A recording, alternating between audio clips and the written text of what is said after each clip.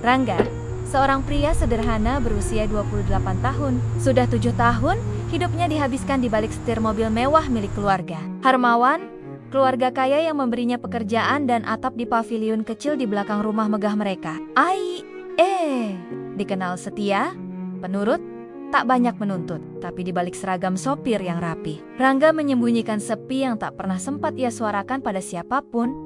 Setiap hari hidupnya terulang, menjemput, mengantar, menunggu di parkiran, lalu pulang ke kamar sempitnya. Rindu pada kampung halaman, pada orang tua yang menua tanpa sempat ia tengok, makin sering datang di sela-sela malam panjangnya. Namun Rangga menahan semua demi loyalitas pada Pak Harmawan, majikan yang sudah ia anggap seperti ayah sendiri.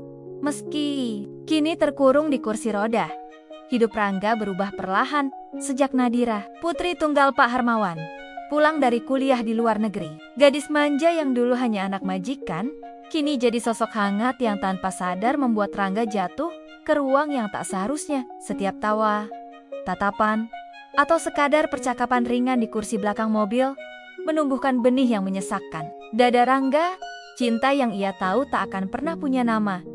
Hingga pada suatu malam, Rangga sampai di titik di mana hatinya tak lagi bisa menanggungnya sendirian. Ia memilih menanggalkan seragam kebanggaan, memohon izin pada Pak Harmawan untuk pergi. Puncak perpisahan itu pecah dalam ruang kerja sunyi, di mana air mata, kata-kata setengah terucap, dan rasa yang dikubur dalam-dalam akhirnya menyeruak ke permukaan.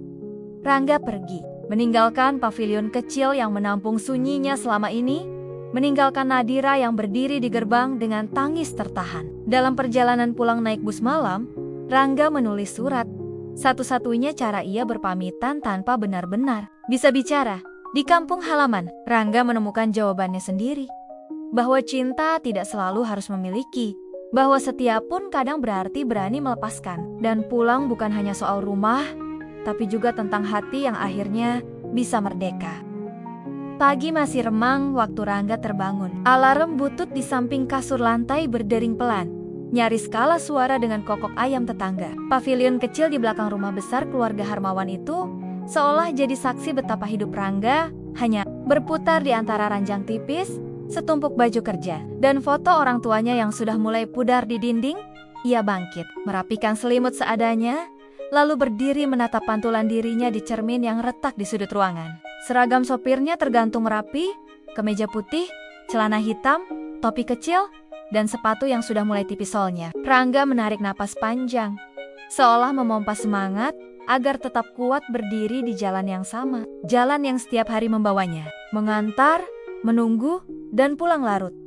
Di luar, embun masih menempel di kaca mobil hitam metalik yang parkir di garasi. Tangannya sigap mengelap sisa bintik air, memastikan mobil itu tetap mengkilap, mencerminkan nama besar Pak Harmawan, sang majikan yang baginya sudah seperti orang tua sendiri. Rangga hafal setiap sudut mobil itu, lebih dari hafalnya jalan pulang ke kampung. Sudah 7 tahun setir itu ia genggam, 7 tahun pula rindunya pada kampung. Ia telan diam-diam. Rangga, sudah siap? Suara itu pelan, berat, tapi selalu berhasil membuat Rangga merasakan hangat. Pak Harmawan, dengan kursi rodanya, terdiam di pintu garasi. Rambutnya putih, wajahnya keriput, tapi senyumnya masih sama seperti pertama kali Rangga datang melamar kerja di rumah ini. Keringat kuli bangunan masih menempel di jidatnya kala itu. Sudah, Pak, mau ke kantor sekarang? Tanya Rangga sambil menghampiri. Pak Harmawan hanya mengangguk pelan. Rangga sigap mendorong kursi roda itu ke sisi mobil, membantu majikannya duduk di kursi penumpang depan, memastikan sabuk terpasang. Selimut kecil diselipkan di pangkuan kaki Pak Harmawan yang tak lagi mampu berdiri sejak stroke 3 tahun lalu. Di sepanjang perjalanan, keduanya sering diam. Tapi di balik sunyi itu, Rangga merasa aman. Ada kehangatan yang tak pernah ia temukan dimanapun. Terkadang Pak Harmawan bercerita tentang masa mudanya, tentang perusahaan yang ia bangun dari nol, tentang Nadira, anak semata wayangnya yang waktu itu masih sekolah dasar. Rangga, Pak Harmawan tiba-tiba memecah hening. Kalau kau rindu rumah, pulanglah sebentar, jangan sungkan. Bapak bisa naik taksi. Rangga hanya menoleh, tersenyum kecil. Ia tak sanggup bilang kalau ongkos pulang ke kampung saja Belum tentu cukup dari sisa gaji bulanan yang sebagian ia kirimkan untuk orang tuanya. Nggak apa-apa, Pak. Rangga di sini saja. Kalau Rangga pulang, siapa yang antar Bapak makan soto? Di warung? Langganan, jawab Rangga setengah bercanda. Pak Harmawan tertawa kecil. Batuk tertahan. Kau ini, Rangga, selalu ada saja alasannya. Sore itu, Rangga kembali ke paviliun usai menjemput Nadira dari kampus. Mobil terparkir di garasi, tapi langkah Rangga tertahan di kursi belakang. Di sana, Nadira tertidur dengan buku catatan terbuka di pangkuannya. Wajahnya tenang, rambutnya terurai menutupi sedikit pipinya. Entah sejak kapan, Rangga merasa jantungnya berdebar tiap melihat pemandangan seperti ini. Nadira, Non, sudah sampai? Bisik Rangga pelan. Nadira terbangun, setengah sadar. Tatapan matanya masih buram, tapi senyum kecilnya seolah membangunkan hati Rangga lebih dalam lagi. Makasih, Mas Rangga. Kamu pulang ya? Nggak mau makan dulu? Terima kasih, Non. Rangga makan di pavilion saja. Nadira mengangguk, melipat buku catatannya. Wajahnya mendekat sejenak saat hendak mengambil tas di samping Rangga. Aroma parfum gadis itu membuat Rangga menahan napas. Ada rasa asing yang merayap di dada, rasa yang seharusnya tidak pernah tumbuh. Malamnya, Rangga duduk di beranda paviliun. Ia menatap langit. Di tangannya, foto ibu dan ayahnya yang di kampung. Ibu pasti sedang menanak nasi. Ayah mungkin duduk di balai bambu, menanti anak sulungnya pulang. Tapi Rangga masih di sini. Jadi bayangan di rumah orang lain, menahan rindu demi setia. Kadang Rangga bertanya pada diri sendiri, sampai kapan ia di sini? Apa ia benar-benar punya tempat pulang? Atau pavilion ini sudah cukup baginya untuk hidup dan mati? Angin malam merayap dingin. Dari kejauhan, lampu kamar Nadira masih menyala. Rangga menatapnya lama, menahan rasa yang perlahan menumbuhkan luka. Sebab ia tahu, di kursi belakang mobil itu, ia bukan siapa-siapa. Dan di rumah besar ini, ia hanya bayangan, yang suatu hari harus siap hilang tanpa jejak.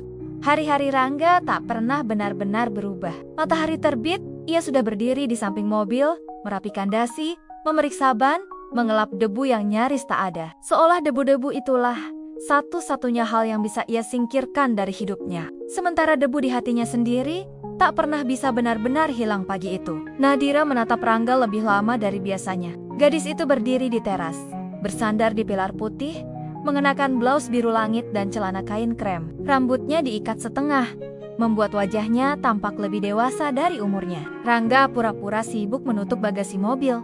Padahal ekornya, matanya tak henti mencuri pandang. Mas Rangga, panggil Nadira pelan. Rangga menoleh, sedikit gugup. Iya, Non. Bisa anterin aku ke perpustakaan dulu nggak? Aku mau balikin buku sebelum kuliah. Tentu, Non.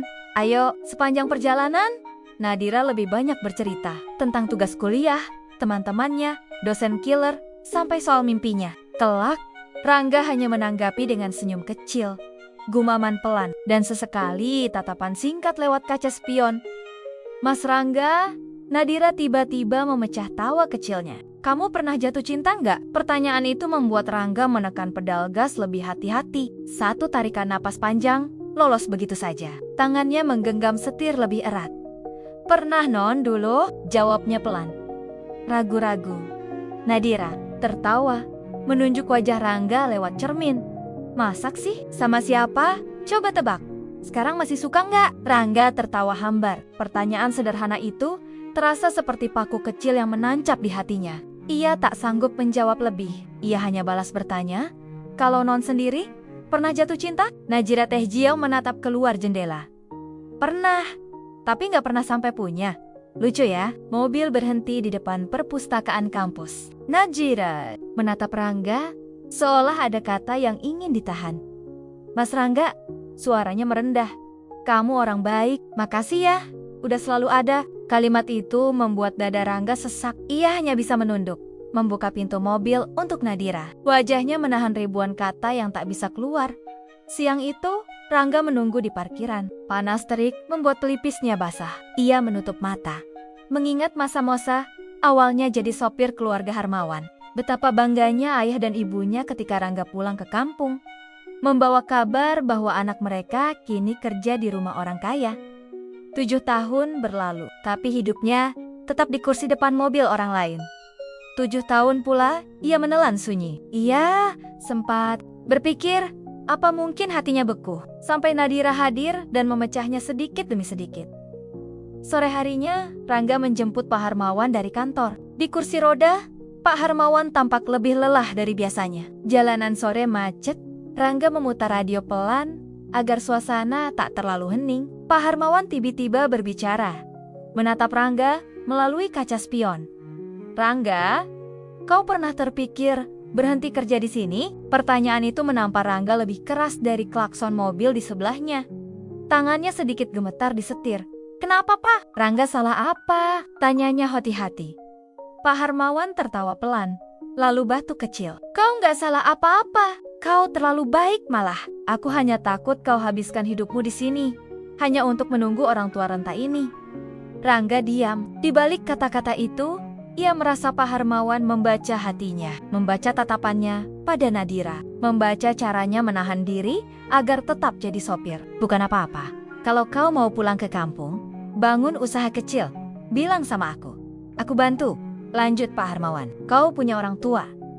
Jangan bodoh kayak aku, Rangga. Rangga menelan ludahnya. Kata-kata itu makin membuat kepalanya berat. Ia menatap jalanan yang macet, lampu merah yang panjang, dan di situ ia melihat bayangan dirinya sendiri. Masih di kursi depan mobil, menua, menunggu takdir. Malamnya, Rangga duduk lagi. Di depan pavilion, ia menatap lampu taman. Dari jauh, ia melihat Nadira berjalan mendekat, membawa secangkir teh panas. Wajahnya masih segar, meski hari sudah larut. Mas Rangga, belum tidur? Tanya Nadira. Belum, Non. Masih mau duduk di sini? Nadira duduk. Di sampingnya, mereka terdiam. Ada jarak di antara bahu, tapi di hati. Jarak itu sudah lama jebol, Mas Rangga. Nadira menatapnya. Matanya basah. Kalau suatu hari kamu nggak di sini lagi, aku harus naik taksi ya? Rangga terhenyak. Kata-kata itu seolah konfirmasi dari hatinya sendiri. Ia ingin berkata, "Enggak, Non, aku nggak mau pergi." Tapi mulutnya terkunci. Rangga hanya menjawab lirih, "Kalau Non mau, Rangga tetap di sini." Tangan Nadira meraih jemari Rangga, dingin tapi hangat di dada. Di detik itulah, Rangga sadar, ia mencintainya. Dan itu salah. Langkahnya ragu, hatinya bergejolak. Ia harus memilih, tetap jadi bayangan di rumah megah ini, atau pergi sebelum perasaan ini menenggelamkan segalanya. Malam itu, untuk pertama kalinya, Rangga memutuskan. Besok, ia akan bicara pada Pak Harmawan. Matahari belum sepenuhnya naik ketika Rangga berdiri di depan pintu ruang kerja Pak Harmawan. Napasnya berembun, tangan kirinya mengepal, menahan gemetar yang sejak semalam tak mau hilang. Di balik pintu, ia mendengar batuk kecil, derit kursi, roda yang disentuh pelan. Masuklah Rangga. Suara Pak Harmawan terdengar lirih tapi tegas, seolah beliau tahu Rangga sudah berdiri di sana sejak beberapa menit lalu. Ragu-ragu seperti biasa, Rangga melangkah, menunduk hormat. Di hadapannya, Pak Harmawan tampak lelah. Kemeja putihnya tergulung sampai siku, kakinya yang tak lagi bisa bergerak ditutupi selimut abu-abu. Sorot matanya tajam, tapi penuh sayang, sorot mata seorang ayah, meski bukan ayah kandung. Ada apa? Rangga, duduklah, katanya sambil menunjuk kursi di seberang meja. Rangga duduk. Dadanya berdegup kencang. Ia menatap lantai kayu, mencari kata di sela ketukan jarum jam di dinding. Maaf Pak, katanya pelan. Rangga mau bicara. Rasanya sudah waktunya Rangga pamit. Pak Harmawan menarik napas panjang. Ia tidak terkejut, tidak juga marah, malah tersenyum kecil. Seperti sudah lama menebak hari ini akan datang. Sudah kau pikirkan baik-baik? Tanyanya. Rangga mengangguk. Sudah Pak, rasanya sudah saatnya Rangga pulang. Orang tua Rangga di kampung makin tua. Mereka butuh Rangga dan... Rangga terhenti. Kata-kata di ujung lidahnya terasa pahit. Rangga takut kebanyakan berharap Pak. Pak Harmawan paham betul maksudnya. Tatapannya jatuh pada jemari Rangga yang menekan lututnya sendiri. Perlahan, beliau mendekatkan kursi rodanya, menepuk bahu Rangga dengan tangan kurusnya. Kau anak baik, Rangga. Kau sudah seperti anakku sendiri. Suaranya parau, tapi tegas. Kalau hatimu memintamu pulang, pulanglah.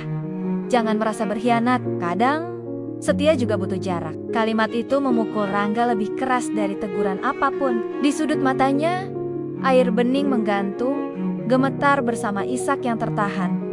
Tapi Nadira, Pak, dia masih butuh Rangga. Pak Harmawan terkekeh pelan. Getir, dia butuh kamu. Tapi dengan cara yang berbeda, Rangga. Kau tahu itu kan? Rangga menunduk dalam, menatap lantai yang berembun air mata. Ia ingat jemari Nadira semalam. Hangat, lembut, tapi begitu mustahil ia genggam.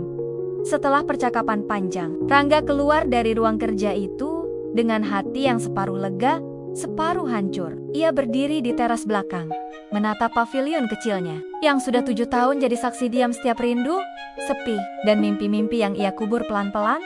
Hari itu berlalu cepat. Nadira tak henti menatap Rangga dengan sorot mata penuh tanya. Ada rasa yang menggantung di antara mereka.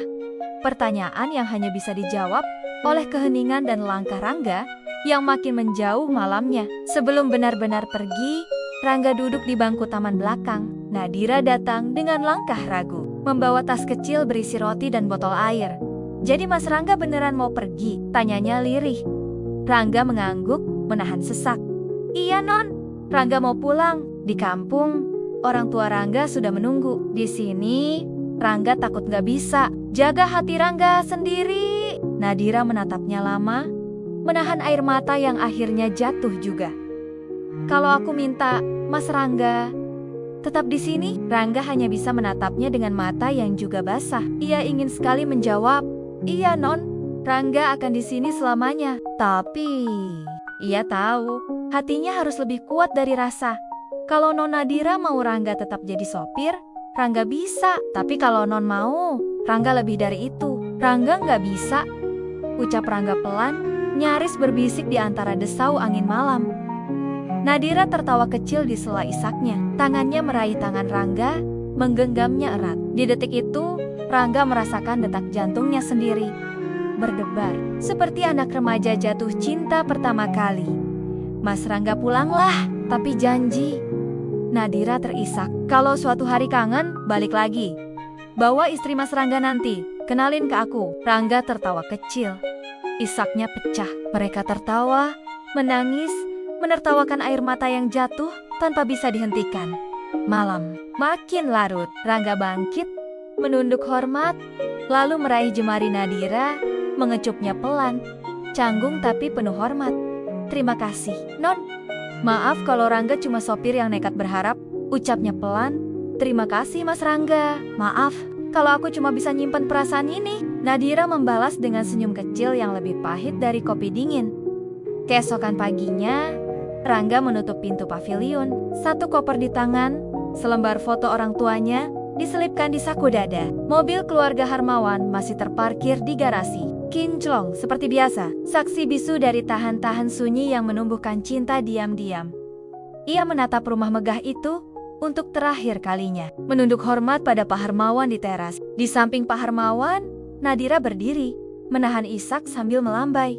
Rangga melangkah pelan, melewati gerbang besi hitam. Di luar pagar, ia menarik napas panjang, membiarkan angin pagi menerpa wajahnya.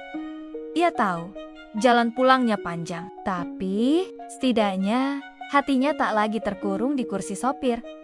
Hari itu Rangga benar-benar pulang dengan rindu yang utuh, cinta yang pernah ada, dan langkah yang akhirnya berani memilih. Dan di langit yang cerah, Rangga percaya setia tak harus selalu tinggal. Kadang setia justru berani melepaskan.